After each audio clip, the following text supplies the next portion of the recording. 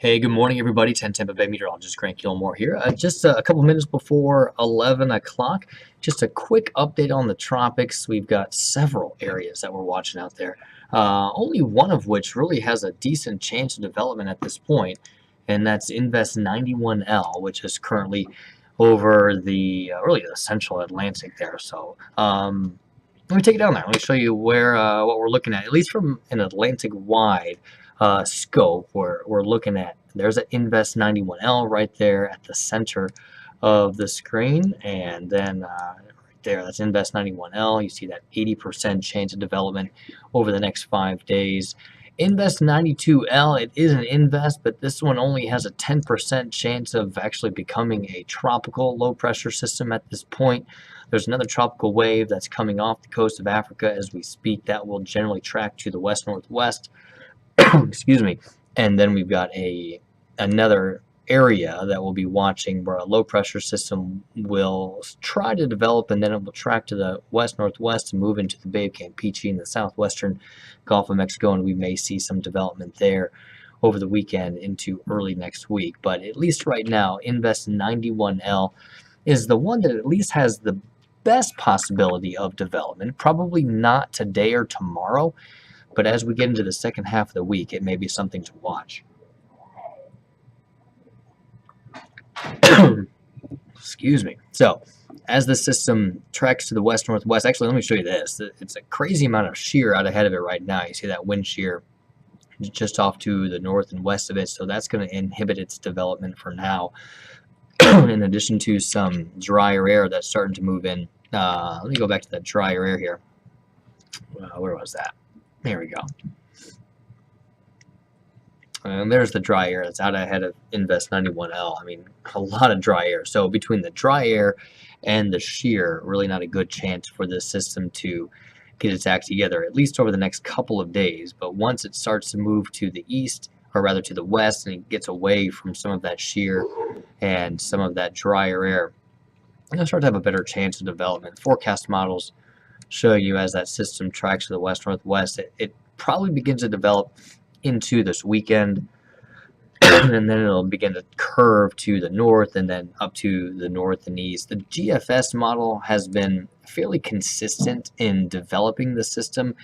Whether or not it gets to be as strong as the GFS is indicating, that's yet to be seen, but at least in terms of development, the GFS model starts to develop that as we get into Friday, Saturday, Sunday. Then you see by Monday, at least the GFS saying maybe a hurricane on our hands right now, but curving away from the United States and then curving up towards Bermuda, and then quickly racing up to the north and east and back into the central Atlantic. So that's the way the Invest 91L looks at this point.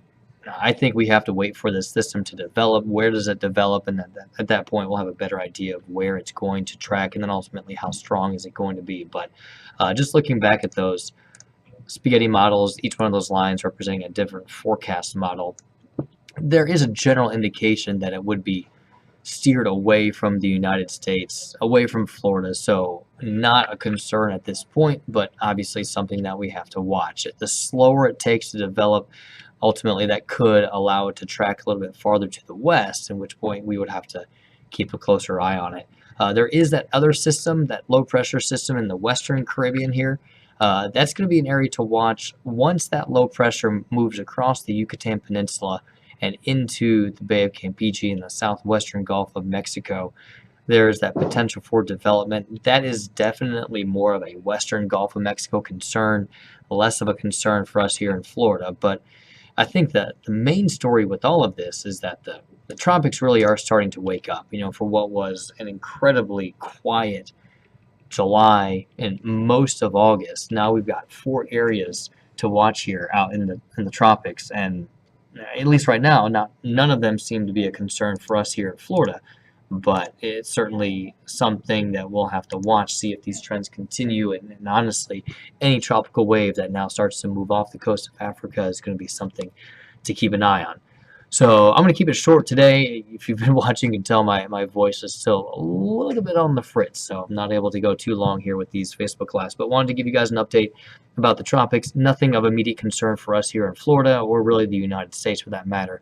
Maybe some kind of secondary, some fringe impacts along the southeast coast from Invest 91L. If it becomes a hurricane or even a tropical storm, we might see some rip current concerns and some larger surf along the southeast coast. So that would be a concern, but kind of indirect to those direct impacts that places like Bermuda might see if it does track more to the north and to the east as it strengthens. So something that we're watching right now, though no tropical cyclones to speak of yet, but a high likelihood of development at this point that Invest 91L potentially becomes a tropical depression before the end of the week, maybe a tropical storm, and potentially a hurricane as well. If it does become a tropical storm, it would be Danielle next on the list after Colin, which Colin dissipated back on July 3rd. So it's been a while since we've had a name system.